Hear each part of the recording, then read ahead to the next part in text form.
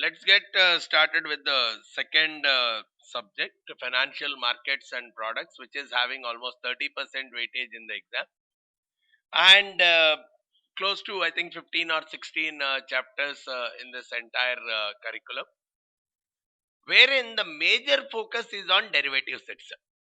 Though, of course, there is some mention about the bonds, there is some mention about the foreign exchange, but to a large extent, again, they are used in the context of derivatives itself. So just trying to understand right from the initial stages of derivatives is what can give a comfort level. And to start with, see, whenever we think of a trading process, today we talk about two mechanisms. One is a physical trading, where there is a proper exchange in place. People go there and do the trading activity. The real buying and selling happens through what is called as an open outcry process. It's like you're shouting out or signaling that this is what the price I want to buy at, this is what is the price I want to sell. Match the orders between buying and selling. That is what happens on a typical physical exchange, a BSE or an NSE, the floors of the exchange. It's purely the open outcry process, which is a traditional mode of matching your buyer and seller requests. Whereas when we talk about an electronic mode, today we see that systems and over the systems itself, there is a matching of the buyer and the seller scenarios, and the trades happen electronically itself. Even if we look at the typical brokerage terminals and all, whatever you are having, you just place your buy order, someone else places his sell order, system match is happening, and the trades are happening. So some of them, there is a physical exchange present.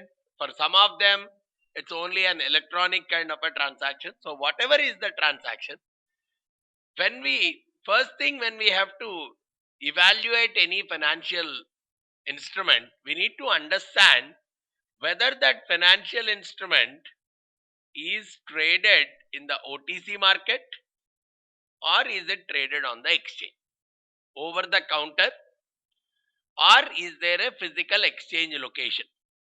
Because when there is a physical exchange location, obviously that exchange will do some kind of terms and conditions. It has its own rules.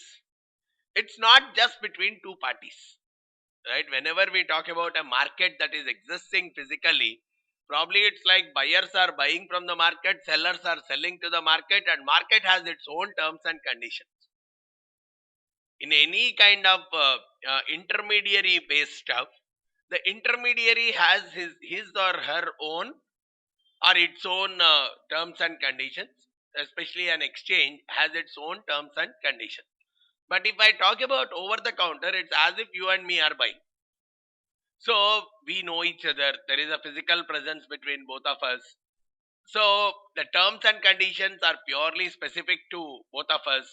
We can bring in a lot of flexibility in what we want to trade, quality, quantity, everything we can actually do a flexible in terms of negotiations. All these things do come into picture in the over the counter market. But the other side, the problem is exposure to risk, because it's a contract between both of us. There is a very high chance that either I will not honor that agreement, or you will default on the agreement. Anything could be possible. Whereas in case of an exchange, there are mechanisms in which exchange will work out to reduce this kind of default possibility or risk possibility. It has some other mechanisms which it can engage to get out of the process.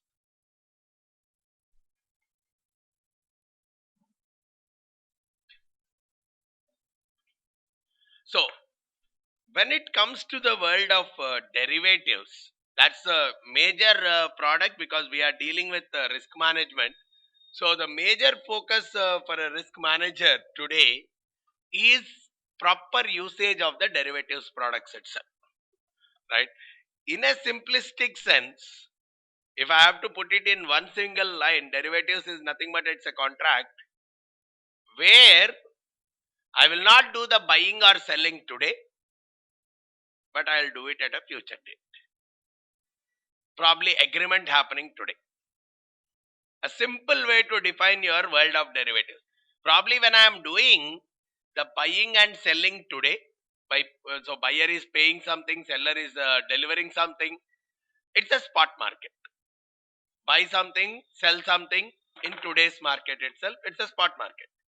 But I don't want to buy or sell today, but sometime in future. But everything is fixed today itself.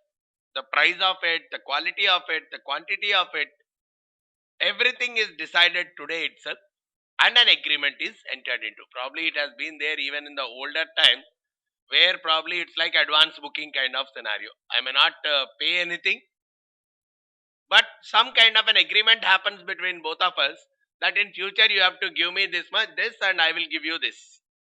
It's derivatives transactions are as simple as that, right? We are not dealing or buying something in the spot market. We are only dealing with the future market. Future not in terms of the product, but future in terms of English. We are not dealing with the spot, but we are dealing with the future kind of a market, where the buying and selling actually happens on that day, but the agreement happens today, right? So only on that small concept, there are four kinds of products that have come into the market. Major, of course, on that four, again, there is a lot of build-up that is happening. But probably if I have to look at the four broad categories, we call them as forwards, futures, swaps, and options. And in this chapter, again, in this subject, we are typically dealing with these four kind of products, and slowly probably we are building on some of the products on the top of them itself. So all these four, the similarity is the trade happens in future, the agreement happens today. So that part is constant across all the four products, because they are all derivatives, and the basic meaning of a derivative is I am fixing some price based on what it could move in future, what, because the actual trade happens on that day, but I am fixing the price today, right? So based on how the price of it on that day could be, I am visualizing it, and based on that I am entering into a transactions now, right? Visualization of me will be different from visualization of you. That's the reason the buying and selling, the deals are happening in advance itself. Now when it comes to the forward, it's a very straightforward kind of a contract between two parties, right? I'm a buyer, you are a seller. We both are agreeing into a contract that after 1 month I'll buy something from you by paying some amount, and you will deliver that product to me. That's it. It's an agreement between both of us, a very simplified form.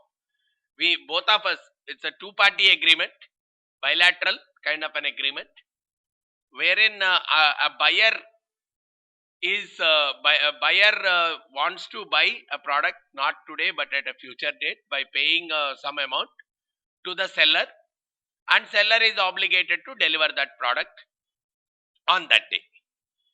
And today no payment happens between both the parties. It's only an agreement between the two parties. No money exchange happens today, right? It's something which has been there for ages in our economy, right?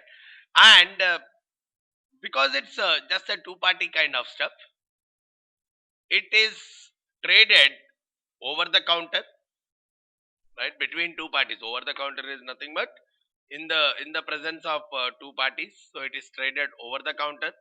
It can be fully customized, right? The buyer and seller can decide their terms and conditions, what quality, what quantity, 2.5 kgs of something. He can decide, both of them can decide the quality, quantity, where to deliver, the delivery location, who pays for the delivery charges. All can be negotiated, all can be detailedly discussed, and it's a negotiable, because it's a something between both the parties itself. It's a negotiable. So it's a very simple kind of a contract. Two parties, one is a buyer, the other is a seller. Both of them are agreeing that they will do a buying and selling at a future date for a price which is agreed upon today. Now what are the problems in that model? On that day, until 30th day, no one bothers about what the price is in the middle. So on the 30th day, probably the buyer has to pay some money, the seller has to deliver the product. What if one of them backs out? Right? There's a high chance probably the buyer may back out, because let's say the buyer may, let's say we got into an agreement saying I'll purchase some oil from you at the rate of $50 per barrel. Right? Now you also got into that agreement with me. Probably after 1 month, if the oil prices in the market have gone to $45 a barrel, why will I buy from you at $50 a barrel? I may think of backing out. So that risk may very well exist in that forward market. Right? That is what we call as counterparty risk. The other party not adhering to the contract is very much possible in those kind of scenarios. And just on a terminology standpoint, probably we don't use the word buyers and sellers too much. We use the words long and short. Right? Long is nothing but a buyer's position, because the typical word of a buyer is like you have actually spent something and you have purchased something. But when I say I am in a long position, I can very well assume that I have bought it. I'm only looking at if I had bought it, what would have happened, or whether I buy it or not buy it physically, because buy is actually a word that is associated with a physical transaction. Long is more like a virtual transaction, even if I had bought it. So when I say long position, I'm long on this, which means okay, I have just created a position of a virtual buy. Whether I have bought it or not, it's a position which signifies a virtual buy. So from a buyer standpoint, we always use the words like long, and from a seller standpoint, we use the word like short. Now, what is so now that forward contract has some kind of issues, but it is very much negotiable. Right? Both of us can set our terms and conditions. But because of that risk, people may or may not enter into the forward contract. But today, forward contracts are one of the biggest derivative contracts in the world. Right? Though there are futures, though there are others, forwards and swaps, which are dealt in the OTC market, they are some of the largest transactions in the world. So it's not that only an exchange is mandatorily required for these transactions.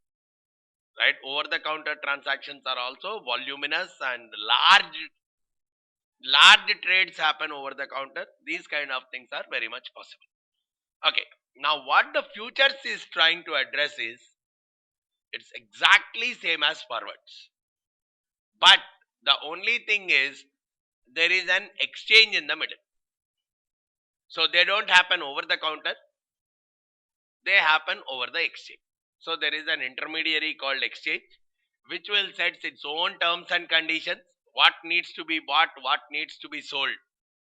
Literally each and everything cannot be sold on the exchange. See, even if I talk about oil, probably they may say only 2 varieties of oil can be sold.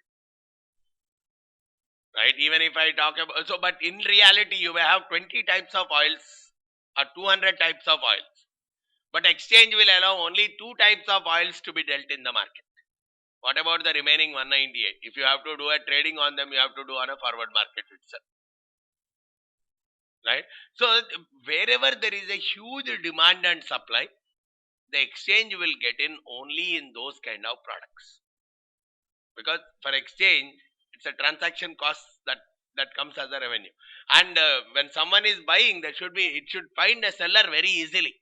Only those kind of products are dealt on the exchange.